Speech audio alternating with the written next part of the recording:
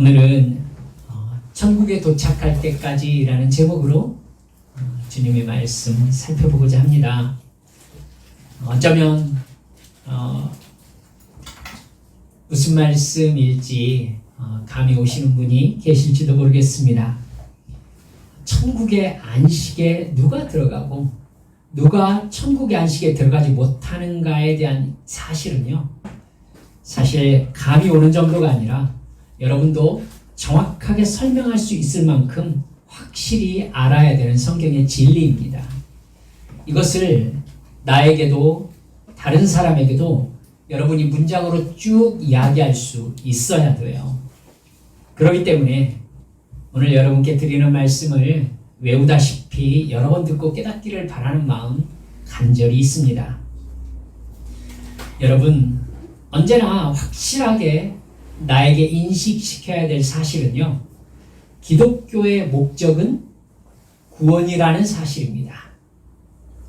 교회에 왜 나오셨냐고 질문을 해보면 참 많은 이야기들을 하시지 않습니까? 마음의 평안을 얻기 위해서 나왔다. 힘든 일이 너무 많아서 마음의 위로를 받기 위해서 나왔다. 몸과 마음에 상처가 있어서 치유를 받기 위해 나왔다. 이렇게 하나님께 얻기를 바라는 소원들이 각자 다 있습니다. 그러나 확실하게 말씀드릴 수 있는 것은 하나님은 우리의 소원을 들어주시거나 우리의 마음 상태를 바꿔주시거나 행복한 기분이 들게 해주시기 위해서 우리를 부르신 것이 아니라 우리를 영원한 생명으로 초대하시기 위해서 우리를 부르셨다는 사실을 깨달으셔야 됩니다. 하나님이 주시려는 것은 격려도 아니고 위로도 아니고 평안도 아닙니다. 그건 모두 다 구원으로부터 얻어지는 결과들입니다. 그렇기 때문에 평안이 목적이면 안 돼요. 구원받은 사람은 평안합니다. 여러분, 주님과 사랑의 관계가 맺어진 사람이면은 격려하려고 하지 않아도 하나님께서 언제나 영적인 힘을 공급해 주십니다. 언제나 위로해 주시고 언제나 안아주십니다. 그렇기 때문에 위로나 격려나 평안이 목적이 아니라 정말 구원받은 자기 정체성이 확실히 세워졌을 때 그 사람은 다른 어느 누구로부터 위로나 격려나 평안을 구할 필요가 사실은 없는 것입니다. 요한복음 3장 16절은 하나님이 세상을 이처럼 사랑하사 독생자를 주셨으니 이는 그를 믿는 자마다 멸망하지 않고 영생을 얻게 하려 하심이라 분명히 말씀하고 있습니다. 예수님이 왜 오셨다고요? 영생을 얻게 하기 위해서 오셨다고요. 구원하시기 위해서 오셨다고요. 예수님의 대속의 죽음과 부활을 믿고 영원한 생명을 얻는 것, 이것이 교회의 존재의 목적입니다. 이러면 저는 구원받았다 이렇게 말씀하실 분이 있을지도 모르겠습니다. 그렇다면 여기 있는 유 목사는 정말 진지하게 정말이냐고 물어보겠습니다. 구원받았다는 것은 엄청난 사실입니다. 구원받은 사람이라는 말은 나와 이 세상을 지으신 하나님이라는 창조주가 계시다는 것을 모든 순간 믿고 인식하고 있다는 뜻입니다. 구원은 본질적으로 영원한 천국의 영생을 의미합니다. 그러니까 구원받았다는 것은 내가 이 세상에서 돈과 권력, 세상의 만족과 즐거움을 위해서 사는 것이 아니라 저 영원한 천국의 영생에 도착하는 날까지 하나님의 말씀에 순종하며 죄와 싸우는 삶을 지금 살고 있다는 뜻이 바로 내가 구원받았다는 뜻입니다. 죄악의 본성을 가지고 있는 내 육체 안에 사는 이 세상의 시간 동안에 나는 절대 나 스스로 하나님을 사랑하고 그 말씀에 순종해낼 수 없습니다. 여러분이 시간이 지날수록 더 깊이 알게 되실 거예요. 내가 할 수 있는 건 아무것도 없구나. 나는 하나님을 사랑해낼 수 있는 인식이 생기질 않는구나. 여러분, 그렇기 때문에 구원받았다고 말하는 사람은 지금 나는 오직 성령의 인도하심을 따라 살아가는 성령 충만한 사람이라는 뜻인 것입니다. 예수님을 나의 주인, 나의 신랑으로 모시기 전에 내 옛사람은 예수님과 함께 십자가에 죽어버렸고 이제 나는 하나님을 아버지라고 부르며 예수님을 내 육체의 생명보다 더 사랑하는 거듭난 새 사람으로 살고 있다는 고백이 바로 내가 구원받았다는 뜻입니다. 이것이 영원토록 변함없는 사실이기 때문에 뭐라고요? 사실이기 때문에. 사실이라는 것은 인식하든지 인식하지 못하든지 믿든지 믿지 않든지 아무 상관이 없죠. 사실은 그냥 사실일 뿐입니다. 이것이 그렇게 변하지 않는 사실이기 때문에 그 사실을 계속해서 말하고 또 귀에 못이 박히도록 다시 말하는 사람이 목사인 겁니다. 그 사실을 육체를 위해 사는 사람은 여러분 절대 듣고 싶어 하지 않기 때문에 그래요. 교인이라 할지라도 육체의 본성에 휩쓸리는 순간이 너무 많습니다. 여러분 경험하셨겠지만 여러분 육체의 본성에 휩쓸리는 순간 여러분의 마음속에서 가장 제거하고 싶은 생각이 뭐일 것 같습니까? 여러분 대답하실 수 있습니다.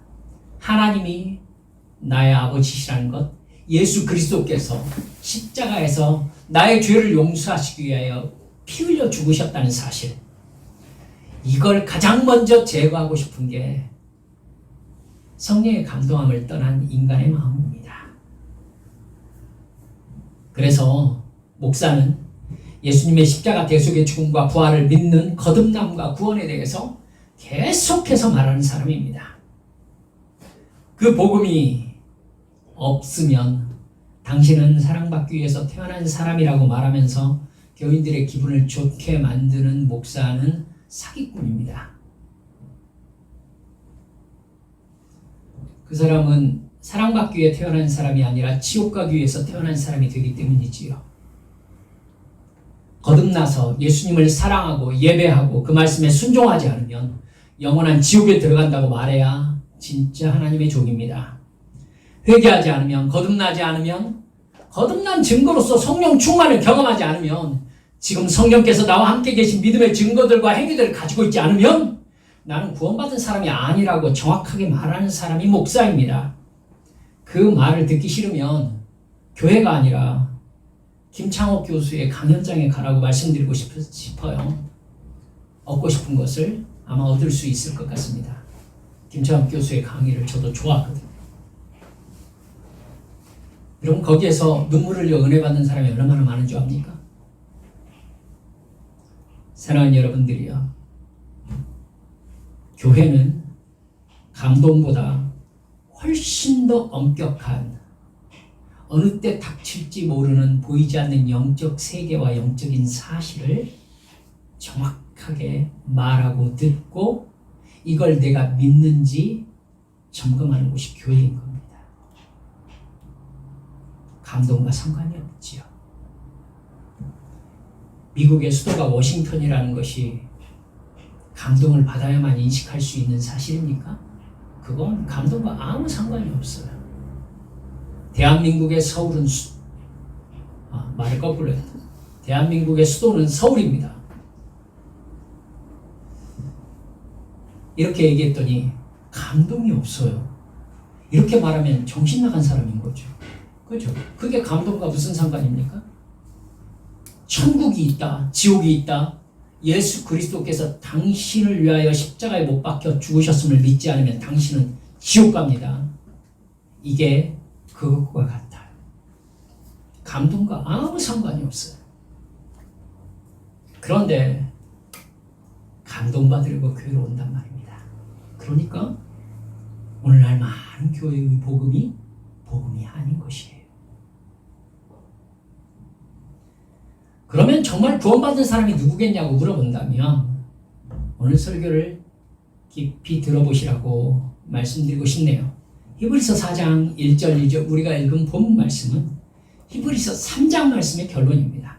즉 오늘 우리가 읽은 말씀의 의미를 정확히 깨닫기 위해서는 히브리서 3장 말씀에서 무슨 이야기를 하고 있는지를 알아야 합니다. 히브리서 3장 1절 말씀을 보면 함께 하늘의 부르심을 받은 거룩한 형제들아 이렇게 부르고 있습니다. 분명히 예수를 믿는 사람들이라는 사람들을 부르고 있는 거예요. 그런데 히브리서 기자는요, 히브리서를 읽고 있는 신자들에게 시편 95편 말씀을 언급합니다. 7절을 보면 시편 95편 말씀을 성령께서 하신 말씀이라고 덧붙이면서 이야기하거든요. 그리고는 출애굽 1세대, 즉 홍해를 건넌 사람들이 40년 동안의 광야 생활 속에서 하나님의 기적과 인도하심을 경험했으면서도 하나님을 믿지 않고 하나님의 말씀에 순종하지 않았던 것을 기억하라 라고 정확하게 짚어줍니다. 그리고 중요한 것이 마지막 11절, 내가 노하여 맹세한 바와 같이 그들은 내 안식에 들어오지 못하리라 하였으니라, 이 말씀입니다. 출애굽 1세대는 자기들을 이집트에서 구원해내시기 위해서 이집트를 초토화시키는 10가지 재앙을 보았습니다. 하나님의 기적과 사랑을 눈으로 본 사람들인 것이죠. 홍해가 갈라지고 자기들이 그 사이로 걸어갔습니다. 뒤쫓아온 파라오의 군대가 물에 몰살당하는 모습을 보았습니다. 하늘에서 만나가 내린 것을 먹고 살았고 바위가 쪼개지고 물이 솟아나오는 것을 보고 그 물을 마셨습니다. 그러나 그들이 하나님께 감격하고 순종하는 순간은 너무나 짧았습니다. 그들은 홍해를 건너게 하게 하신 하나님의 은혜를 너무나도 빨리 잊었어요.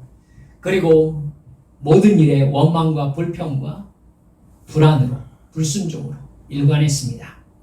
3장 18절, 19절 말씀을 보면 이렇게 나와 있어요. 또 하나님이 누구에게 맹세하사 그의 안식에 들어오지 못하리라 하셨느냐?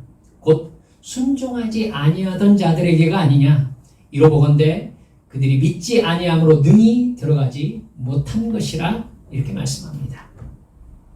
즉 출애굽 1세대들은 가나안의 약속을 받고 광야 생활을 했지만 결국 믿음 없음과 불순종으로 광야에서 죽는 바람에 가나안의 안식에 들어가지 못했다, 이렇게 말씀하시는 거예요.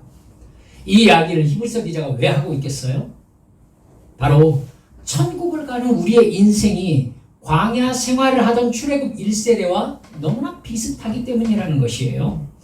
출애굽 1세대의 광야 생활은 예수를 믿고 영원한 천국에 도착할 때까지 우리 인생의 그림자라는 겁니다. 가나안은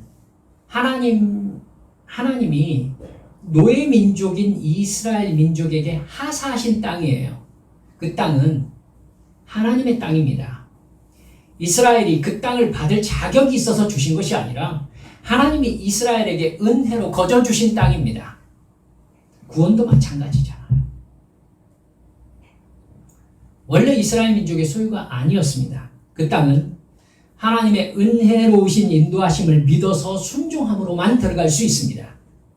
똑같이 천국의 영생도 하나님께서 우리에게 은혜로 거저 주신 것입니다.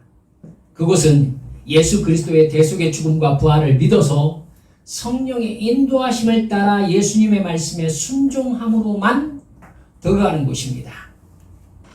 영원한 천국에 들어가는 우리 인생의 여정과 이스라엘이 가나안에 들어가는 여정은 거의 같다고 말할 만큼 닮았습니다. 그 인생길은 하나님이 강권적으로 역사하신 홍해를 건너는 사건으로 시작되었습니다. 우리의 구원 경험이 바로 홍해를 건넌 사건인 것이죠. 그러나 홍해를 건넜다는 것은요, 내가 예수를 믿어서 구원의 확신을 가지게 되었다는 것은요, 대박의 삶이 시작되었다는 의미가 아니라 뭐가 시작되었다는 의미입니까? 광야의 삶이 시작되었다는 의미예요. 홍해를 건너고 나서 가나안이었습니까? 아니죠. 홍해를 건너고 나서 평안과 행복의 땅이었나요? 광야였어요. 광야. 가나안에 도착할 때까지, 즉 천국에 도착할 때까지 오직 하나님만 바라보며 하나님만 의지하며 하나님의 말씀에 순종하는 삶이 시작된 것입니다. 그러니까 홍해는 구원의 완결이 아니라 구원의 시작인 겁니다. 구원을 향하는 여정이 시작된 것이죠. 구원이 이루어진 게 아니에요. 이제 이스라엘 민족은 홍해를 건넌 사람들입니다. 이제 이집트 노예가 아닙니다. 이제 하나님의 민족입니다. 하나님께서 이스라엘의 의식주와 안전을 책임져 주십니다. 이스라엘 민족의 자아 실현은 하나님과의 관계성을 토대로 이루어집니다. 따라서 여러분, 하나님이 인도하시는 광야에서 이집트를 그리워하는 것은 하나님의 사랑에 대한 배신입니다. 그렇죠? 하나님의 사랑을 헛수고로 만드는 것이죠. 이스라엘 민족이 이집트에서 먹었던 오이와 부추와 파와 마늘을 먹고 싶다고 울면서 하나님을 원망하고 서 있는 것은 이스라엘을 사랑하는 하나님의 마음에 엄청난 상처죠. 여러분, 그들이 그것을 이집트에서 먹었을지는 모르겠어요. 하지만 그 생활은 파라오의 노예 생활이었지요. 자유로운 삶이 아니었습니다. 자기들이 그걸 먹었으면 고통 속에서 부르짖는 삶을 살았겠습니까?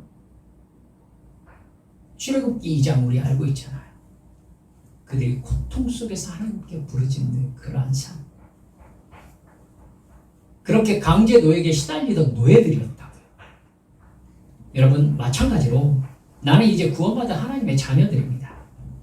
내 옛사람의 세상에서의 삶은 사탄의 종으로서 죄 속에 살던 삶이었어요.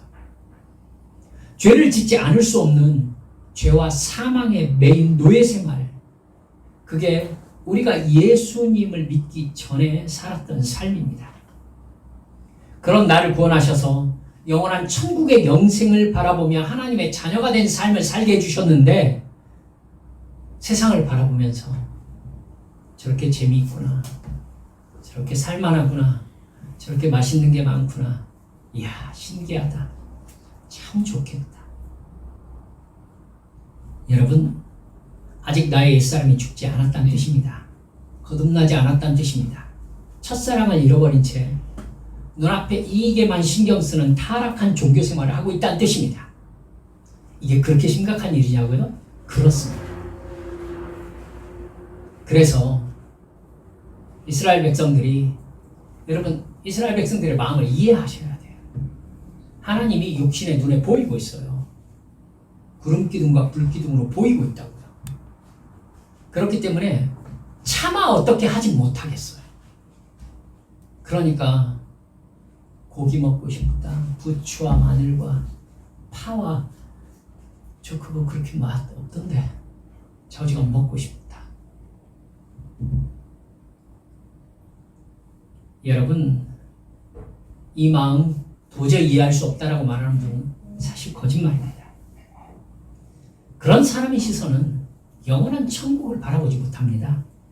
지금 여기에서 누리는 육체의 만족 정도를 보면서 하나님이 나를 사랑하시는지 아닌지를 판단하는 세상 사람의 우상 종교 개념을 가지고 교회를 다니고 있는 거예요.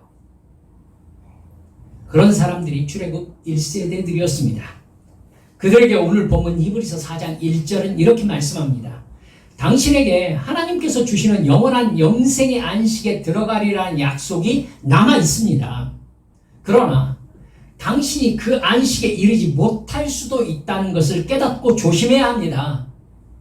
마치 홍해를 건넜던 이스라엘 민족도 가나안의 약속을 받은 사람들이었던 것처럼 우리도 영원한 천국의 영생을 향해 가는 인생이라는 약속을 받았습니다. 하지만 출애굽 1세대는 약속받은 대로 가나안에 들어가지는 못했습니다. 왜냐하면 말씀을 듣기만 했을 뿐 그 말씀을 올바로 믿어서 믿음의 증거인 순종에 이르지 못했기 때문입니다.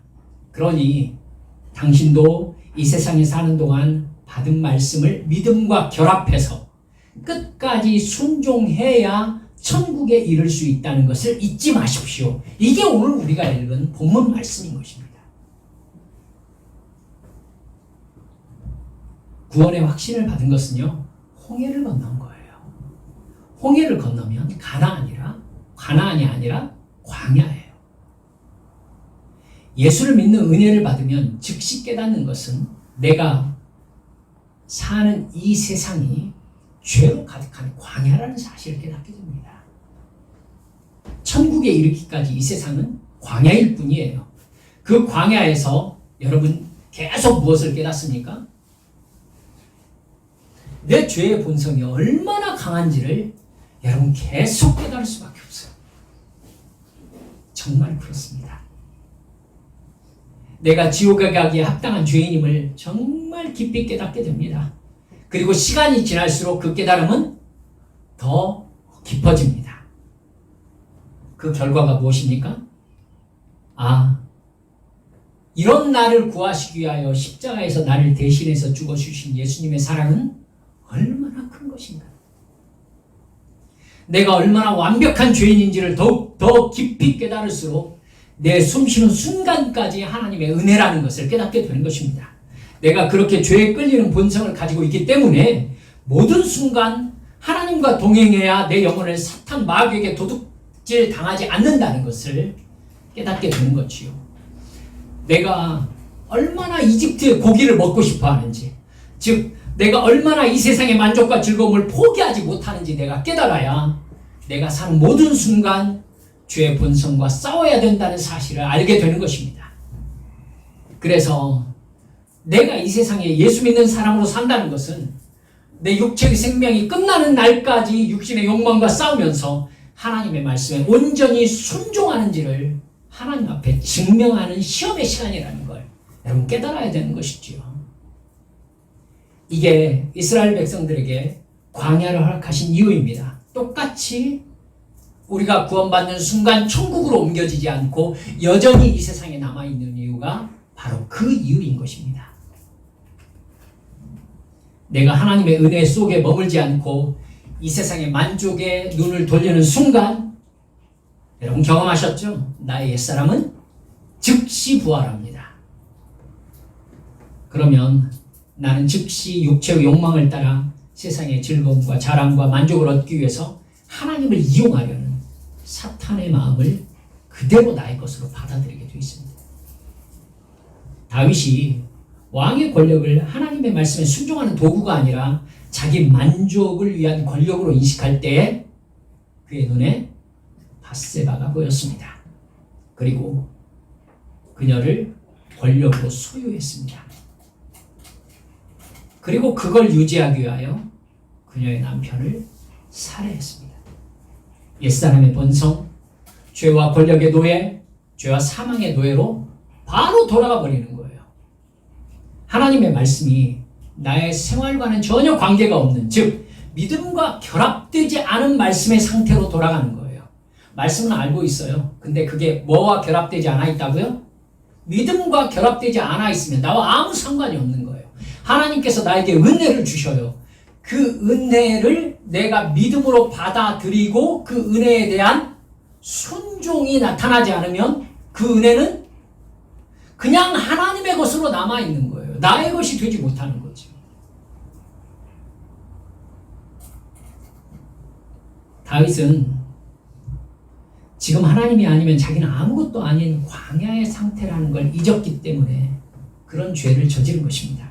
그 결과는 자기 아들들이 서로 죽고 죽이는 처참한 왕자의 난을 겪는 것이었어요. 지혜의 왕 솔로몬도 이곳이 천국이 아니라 광야라는 사실을 잊었습니다. 그러자 이집트의 공주를 아내로 맡고 우상 숭배를 받아들이는 어리석은 짓을 저지릅니다. 지혜의 왕이. 그 후로 자기의 이익과 권력과 돈에 사로잡힌 왕의 기록들이 성경에 쭉 나옵니다.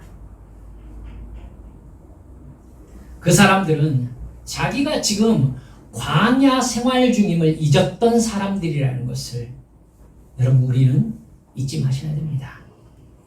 지금 천국으로 가는 광야 생활 중임을 잊었을 때 그 사람이 할 수 있는 것은 죄밖에 없습니다. 말씀을 마무리하면서 오늘 설교 제목을 한 번 더 말씀드리고 싶네요. 천국에 도착할 때까지. 누가 천국에 이를 수 없습니까? 예수를 믿었을 때에 나에게 이제부터 돈과 권력과 형통과 건강과 이 세상의 소유와 즐거움이 쏟아질 것으로 기대하는 사람들입니다. 그런 사람들은 구원받을 수 없습니다. 출애굽 1세대가 그랬기 때문에 그들은 모든 순간 하나님을 원망하고 불평하고 불순종했습니다. 우리도 똑같아요. 예수님을 믿음으로 구원을 받은 순간 내가 광야에 섰음을 깨달아야 합니다. 내가 천국에 이르기까지 죄와 싸워야 하며 믿음으로 거듭난 삶을 살아가는 하나님의 자녀임을 정확하게 깨닫고 실천할 때에 나의 남은 삶을 그렇게 살아가리라고 작정하며 그렇게 사는 증거를 내가 소유하게 되었을 때에 내가 지금 걸어가는 이 길이 천국 길이라는 것을 인식할 수 있게 되는 것입니다. 이게 은혜에 반응하는 믿음의 삶입니다. 이게 이루어지지 않으면 우리는요, 평생 출애굽 1세대처럼 이게 우리를 사랑하는 증거입니까? 이게 나를 사랑하는 증거입니까? 라고 하나님께 따지는 삶을 살게 될 거예요. 광야거든요. 육체를 만족시켜 주시지 않아요, 하나님은. 육체가 만족되는 순간 사람은 죄를 향하여 달려간다는 걸 알고 계세요. 그 죄의 본성이 언제 사라져요? 주님의 나라에 도착해야 죄거든요. 그렇기 때문에 예수 믿는 사람의 이 세상에서의 삶은 모든 순간 죄와 싸우는 삶이에요. 세상의 기준으로 하면 재미 하나도 없고 불행한 삶이죠. 하지만 예수님을 사랑하는 삶으로 할 것 같으면 모든 순간이 주님을 사랑하는 마음으로 행복한 시간이 바로 이 세상에서 성령 받고 주의 말씀에 순종하는 삶의 순간들인 것입니다. 여러분, 거듭나지 않은 사람은 교회 다니면서 세상을 부러워합니다. 불신자들을 부러워하죠. 마음대로 먹고 사는 삶 좋겠다. 정말 좋을까요? 여러분, 우리는 영생을 위해 부름받은 사람들이라는 것을 절대 잊지 않으시는 우리 믿음의 성도들 모두 되어주시기를 주 예수님의 이름으로 축원합니다. 우리 함께 기도합시다. 사랑하는 여러분들, 우리는 왜 교회 다닙니까?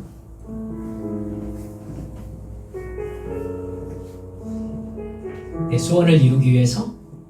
그럼 이렇게 여쭐게요. 여러분의 소원이 무엇입니까? 이 시간 주님 앞에 기도할 때, 주여, 제가 이 구원의 은혜 안에 살게 해 주옵소서.